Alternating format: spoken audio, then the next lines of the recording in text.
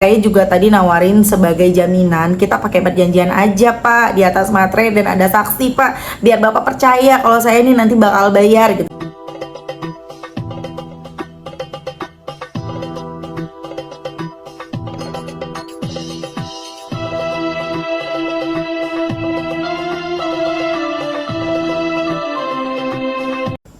Bismillahirrahmanirrahim. Alhamdulillahirabbil alamin. Allahumma shalli ala sayidina Muhammad wa ala ali sayidina Muhammad. Assalamualaikum warahmatullahi wabarakatuh. Halo teman-teman, apa kabar? Mudah-mudahan teman-teman selalu dalam lindungan Allah Subhanahu wa taala. Amin ya rabbal alamin. Alhamdulillah, kali ini aku akan sharing lagi pengalaman sholawat dari teman-teman kita. Tapi sebelumnya buat teman-teman yang belum punya buku ini, jangan pernah lelah ada nikmat di setiap sholawat. Ini buku pertamaku, harganya 55.000. Kalau teman-teman mau beli, teman-teman bisa ke Gramedia atau teman-teman bisa hubungin admin via Shopee maupun ke WA admin untuk beli bukunya ya. Dan buat teman-teman yang mau beli e-booknya juga bisa beli di Play Store, ada di Play Store. Langsung aja cari, jangan pernah lelah dan nikmati setiap sholawat. Buat teman-teman yang punya testimoni sholawat, silahkan kirimkan testimoni teman-teman ke email aku meliza.arnelia@gmail.com. Maaf ya, ada laler lewat. Nah, aku bikin videonya ini di luar. Nah, langsung aja aku akan bacain testimoninya. Ini dari Mbak Marisa. Assalamualaikum Kak. Waalaikumsalam. Aku mau ngasih testimoni. Aku mau testimoni. Agak panjang, tapi poin-poinnya aja yang saya ceritakan.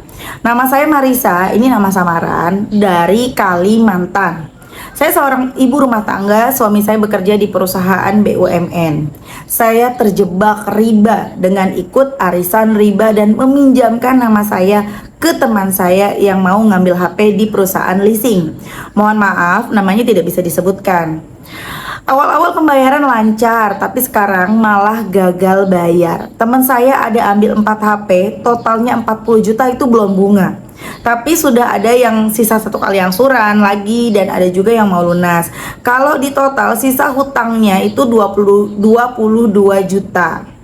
Karena teman saya sudah gagal bayar dan menghilang, jadilah saya yang menanggung semuanya. Apalagi alamat KTP saya alamat mertua. Tidak terbayang gimana kalau mertua saya tahu, posisi suami tidak tahu. Saya tidak berani memberitahu karena ini kali kedua saya terjebak riba. Beliau hanya tahu saya ikut arisan online lagi dan beliau sangat marah. Beberapa hari mendiamkan saya. Alhamdulillah sekarang kondisi kami baik-baik lagi. Jauh sebelum ketahuan saya ikut arisan lagi, saya udah bertobat dan mulai membenahi diri. Saya menangis tiap malam menyesali perbuatan saya. Kenapa saya kok bisa kejebak di kesalahan yang sama sampai 2 kali? Saya terus menyalahi diri saya, bahkan sempat terpikir untuk menyakiti diri saya. Tapi alhamdulillah Allah maha baik. Allah masih menyisakan iman di dalam hati saya sehingga ada rasa takut saya untuk menyakiti diri sendiri.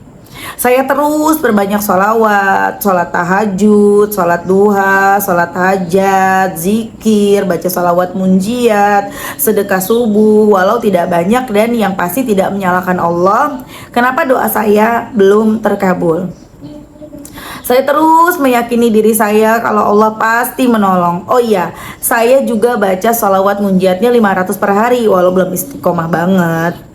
Suatu ketika suami teman saya bekerja di perusahaan pembiayaan itu dan cerita ke teman saya kalau ada DC yang mau datang ke rumah mertua saya. Teman saya ngasih tahu di hari Selasa, kejadian DC datang ke rumah mertua tuh hari Senin. Tapi alhamdulillah Allah maha baik, lagi-lagi Allah menolong saya. Kata para DC-nya, mertua saya sedang tidak ada di rumah, pagernya bergembok, padahal mertua saya tidak ada di rumah. Tuh, Masya Allah ya, itu pertolongan loh teman-teman. Tapi Allah maha baik, Allah masih melindungi saya dan menjaga nama baik saya di depan mertua saya. Teman saya ngasih tahu saya di hari keesokannya, dan saya pun baru tahu kalau DC ada mampir ke rumah mertua. Langsunglah saya hubungi stafnya, saya menyimpan nomornya karena izin telat bayar. Hari ini saya disuruh ke kantor buat menjelaskan tentang perihal pembayaran saya. Dengan bismillah saya beranikan diri buat datang ke kantornya. Sebelum itu malamnya saya gempur dulu sholawat saya, tahajud, zikir Nabi Yunus, baca istighfar, dan paginya saya gempur munjiat cuma dapat 200. Saya datang ke kantornya, saya jelaskan kalau saya nggak bisa dan nggak sanggup kalau harus mengangsur Pak. Saya bisanya lunasinnya setelah bonus suami saya keluar di awal tahun Januari 2024, dan itu pun saya bisa bayar tanpa denda dan bunga Pak. Gimana nih Pak gitu ya. Masya Allah, tabarakallah, mereka menerima semuanya. Malah mereka kasih nasihat buat jangan berani lagi setelah ini meminjamkan nama ke orang lain. Pelajaran buat teman-teman ya, buat aku juga ya teman-teman. Saya kaget waktu itu di WA, saya kira mereka akan memarahi saya karena nggak bayar. Ternyata mereka baik banget menyambut saya datang tuh. Masya Allah, Kak Mel, saya bahagia sekali. Dahsyat banget pertolongan Allah. Walaupun pertolongan itu tidak dengan uang segepok buat lunasin, tapi Allah kasih pertolongan dengan cara yang lain. Setidaknya saya bisa tenang dulu dalam beberapa bulan ke depan sambil menyempurnakan tobat saya sama Allah.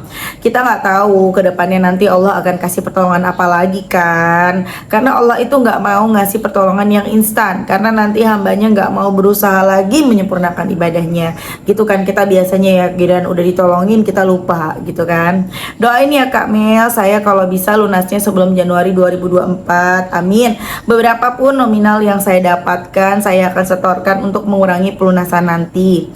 Oh iya Kak Mel, saya juga tadi nawarin sebagai jaminan kita pakai perjanjian aja Pak di atas materai dan ada saksi Pak, biar Bapak percaya kalau saya ini nanti bakal bayar gitu kan. Tapi jawaban mereka, udah nggak usah, saya percaya sama kamu. Tuh, Masya Allah, la haula wala quwata illa billah. Allah, dahsyat banget Kak Mel. Oh iya, sebagai perbandingan dulu ya, dulu aku pernah gagal bayar di bank. Jadi mbaknya tuh dulu pernah gagal bayar teman-teman, dan susah banget, minta keringanan tuh susah. Tapi ini kok bisa segampang ini. Dan waktu itu Mbak Marisa tuh juga ngapain sholawat, cuman nggak serius gitu. Maksudnya sholawat itu hanya sekali-sekali aja, nggak serajin sekarang gitu ya. Doain ya Kak Mel, saya segera bisa menyelesaikan semua amanah saya tanpa tersisa. Amin. Dan hidup tenang, hanya hidup untuk mengejar ridho dan ampunan Allah. Ingin menjadi hamba yang dicintai Allah dan dikumpulkan bersama Rasulullah di surga Firdausnya kelak. Riba memang benar-benar menghancurkan Kak Mel. Padahal gaji suami saya termasuk besar jika saya tidak terjebak riba. Riba benar-benar memerangi Allah dan Rasul. Saya tidak ingin lagi mengenal riba Kak. Semoga kita semua dijauhkan dari laknat Allah.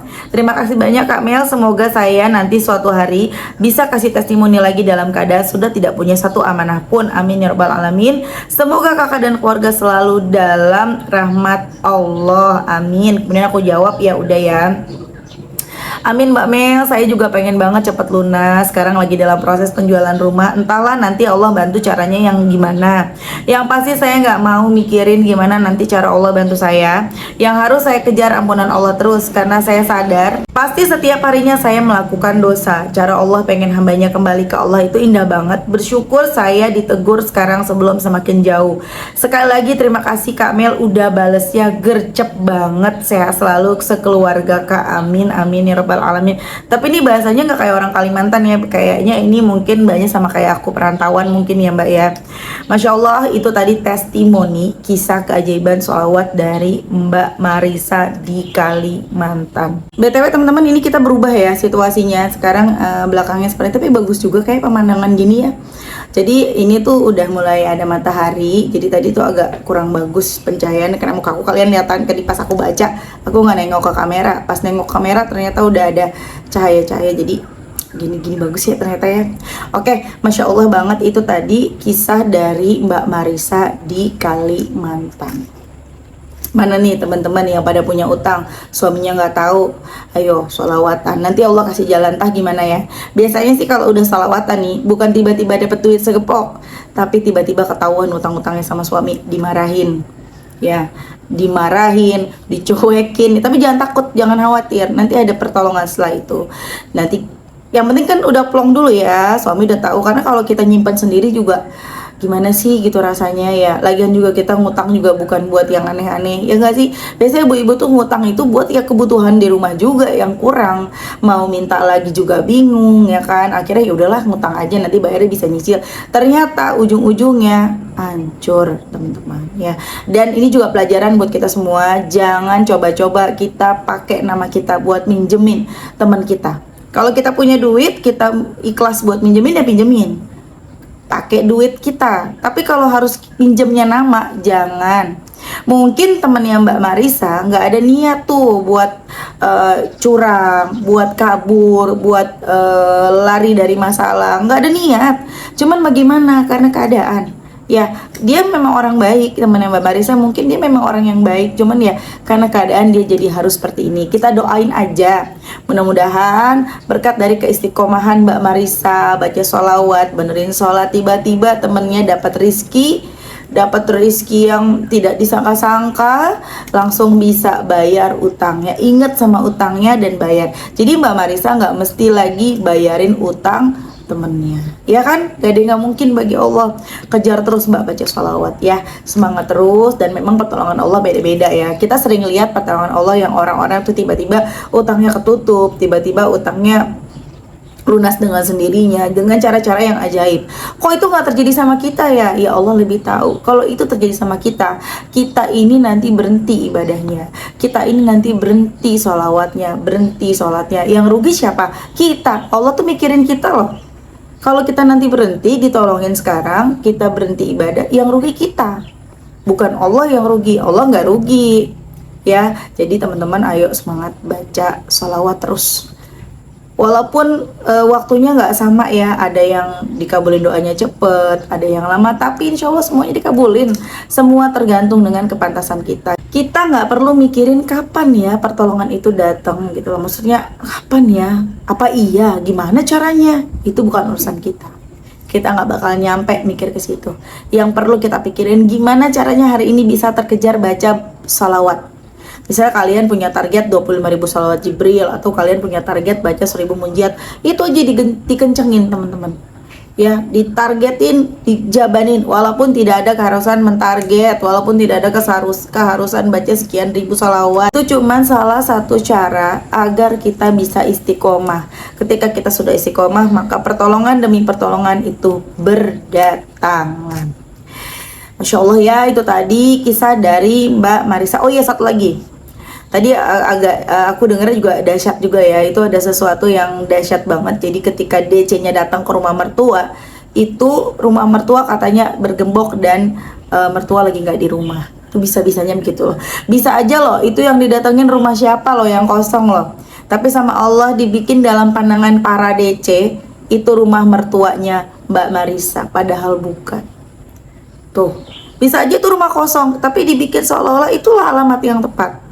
Atau mungkin juga dibikin itu tetap rumahnya, tapi dibikin mertua itu nggak dengar dan nggak lihat ada DC datang, dan itu pagar dibikin gembok sama Allah, dibikin digembok tuh ya. Jadi segala sesuatu tuh terjadi atas izin Allah, tidak ada yang kebetulan. Dahsyat banget kan teman-teman ya. Jadi udah semangat aja terus baca sholawat, targetin diri kita baca sholawat supaya satu persatu Allah ijabah doa kita, supaya kita pantas apa? Ditolong sama Allah. Oke teman-teman, terima kasih udah nonton, semoga bermanfaat dan jadi motivasi buat teman-teman. Kita ketemu lagi nanti malam ya, insyaallah. Nanti malam aku akan nongol lagi, tapi dengan kisah kehidupan. Jadi aku ada tiga acara ya teman-teman, 3 program, 3 acara, 3 serial, apalah namanya. Jadi kalau pagi aku upload tentang sholawat, tentang keajaiban sholawat. Kalau malam aku akan upload tentang kehidupan. Jadi kehidupan tuh gini, nggak harus berhubungan sama sholawat gitu ya. Jadi kalian punya kisah apa nih? Kalian punya kisah sedih, atau kalian punya kisah masa lalu, atau kalian sekarang sedang menjalani kehidupan yang bagaimana, atau gimana. Pokoknya kalian bisa cerita kisah kehidupan, kisah nyata kalian ke email aku meliza.arnelia@gmail.com. Nanti akan aku bacakan juga cerita kalian, tapi setiap malam. Dan yang ketiga itu kisah-kisah misteri. Insya Allah doain semoga lancar ya. Jadi kalau kisah-kisah misteri setiap malam Jumat, entah itu kisah perdukunan, persantetan, apalah pokoknya yang misteri, kalian punya pengalaman bisa cerita ke meliza.arnelia @gmail.com. Doain aku lancar semuanya, sehat terus dan bisa bacain cerita-cerita kehidupan, cerita-cerita testimoni dan lain-lain dari teman-teman, dari kalian untuk kalian. Oke teman-teman, terima kasih udah nonton. Kita doakan semoga Mbak Marissa lancar rizkinya, dimudahkan semuanya, dan temannya juga tiba-tiba dapat rezeki nomplok, bisa bayar utang-utangnya. Jadi Mbak Marissa nggak usah bayar lagi ya Mbak ya. Amin amin ya rabbal alamin. Terima kasih, semoga teman-teman juga rizkinya lancar, utang-utangnya segera lunas ya. Amin. Assalamualaikum warahmatullahi wabarakatuh.